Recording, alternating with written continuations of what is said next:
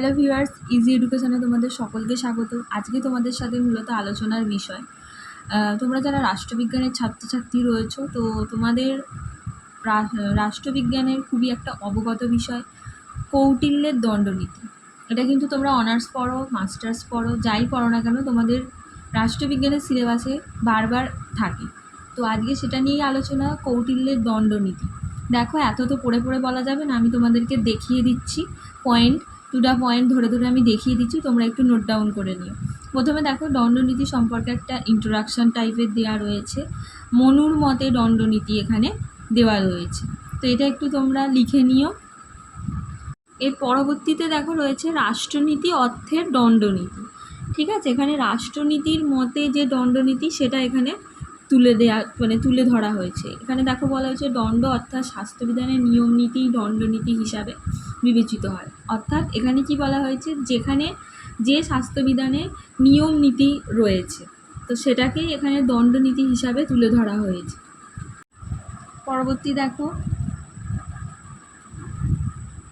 এরপর দেখো সংকীর্ণ অর্থে গ্রহণ করেননি, মানে এখানে কি বোঝানো হয়েছে যে কৌটিল্য সংকীর্ণ বা নেতিবাচক অর্থে দণ্ডনীতিকে গ্রহণ করেনি। কৌটিল্যের অভিমত অনুসারে দণ্ড বা শাস্তি এবং শাস্তির ভিত্তিকে কেবলমাত্র দমনমূলক এবং প্রতিরোধমূলক দিক থেকে বিচার বিবেচনা করা উচিত নয়। মানে কৌটিল্য কি বলতে চাইছেন, যে তুমি একটা কোনো অপরাধ করলে, সেটার জন্য তোমাকে শাস্তি দেওয়া হলো, তোমাকে ভয় দেখানো হলো, এইটাই কিন্তু শুধুমাত্র দণ্ডনীতি নয়।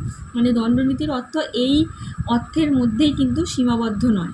যেহেতু এটা সংকীর্ণ অর্থ, তাই কৌটিল্য এই অর্থে দণ্ডনীতিকে কখনোই তিনি গ্রহণ করেননি। পরবর্তীতে দেখো কি পয়েন্ট দেওয়া হয়েছে, অন্য তিন বিদ্যা দণ্ডনীতির উপর নির্ভরশীল। এখানে তিনটে বিদ্যাকে দণ্ডনীতির উপরে নির্ভরশীল দেখিয়েছেন কৌটিল্য।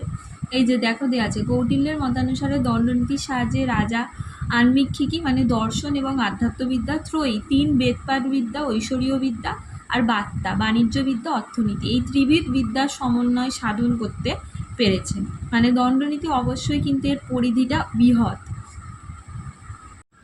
এরপরে দেখো কি দেখানো হয়েছে, দণ্ডনীতির মধ্যে সকল সম্পর্ক নিহিত। এখানে বলা হয়েছে মানব সমাজের স্বরূপ ও নীতি অনুধাবনের ক্ষেত্রে দণ্ডনীতি রাজনীতি বিদ্যা সাহায্য করে। রাজনীতিক, সামাজিক, অর্থনৈতিক, ধর্মীয় প্রভৃতি সব রকম সম্পর্কেই দণ্ডনীতির এখতিয়ারের অন্তর্ভুক্ত। অবশ্যই এর আগের পেজেই আমরা দেখলাম যে কৌটিল্য সংকীর্ণ অর্থে, মানে তুমি কোনো দোষ করলে শাস্তি পেলে, এটাই কিন্তু এর মধ্যে সীমিত নয়। এর মধ্যে রাষ্ট্রনীতি, সামাজিক, অর্থনৈতিক, ধর্মীয় বিভিন্ন ক্ষেত্রেই কিন্তু এখানে অন্তর্ভুক্ত হয়েছে। আমরা দেখো যে পয়েন্টটা দেওয়া হয়েছে দণ্ডনীতির উদ্দেশ্য, এটা তোমরা একটু নোট ডাউন করে নিও। পরের দেখো যে পয়েন্টটা দেওয়া হয়েছে দণ্ডনীতি স্বধর্ম প্রতিষ্ঠা সহায়ক। ঠিক আছে, মানে যদি কোনো ধর্ম ক্ষুণ্ণ হয়, সেক্ষেত্রে যদি সেই ব্যক্তিকে, যে ধর্ম ক্ষুণ্ণ করেছে বা অপরাধ করেছে, তাকে যদি শাস্তি ঠিকঠাক দেওয়া না হয়, তাহলে সেটা তো অধর্ম বলে, তাই না? যদি সেই ব্যক্তিকে ঠিকঠাক মতো শাস্তি দেওয়া হয়, সেটাই স্বধর্ম প্রতিষ্ঠা হবে। তো এই মানে পয়েন্টটার মধ্যে আমি ছোট করে বলে দিলাম, এটাই কিন্তু এখানে বোঝানো হয়েছে। পরের পয়েন্ট দেখো রয়েছে দণ্ডনীতির ক্ষেত্রে সতর্কতা। অবশ্যই দণ্ডনীতি শুধু রাজাকে মানলেই হবে না, এক্ষেত্রে সতর্কতাও আছে। যেমন ধরো রাজার সাথে কোনো ব্যক্তির শত্রুতা আছে, কিন্তু সেই ব্যক্তি যদি নিরপরাধ হয়, রাজা কি তাকে ইচ্ছা করে দণ্ড দিতে পারে? অবশ্যই না। তাহলে সেটা কি হবে? আইন লঙ্ঘন করা হবে। তাই অবশ্যই রাজাকে, যিনি দেশের শাসক, দণ্ডনীতি তিনি মানবেন, কিন্তু সেক্ষেত্রে সতর্কতাও কিন্তু অবলম্বন করতে হবে। তিনিও যদি অপরাধ করেন, তিনিও কিন্তু দণ্ড থেকে মুক্তি পাবেন না। এই পয়েন্টটায় এটাই কিন্তু বড় করে বোঝানো রয়েছে। আমি শর্টে বলে দিলাম, তোমরা এগুলো একটু নোট ডাউন করে নিও।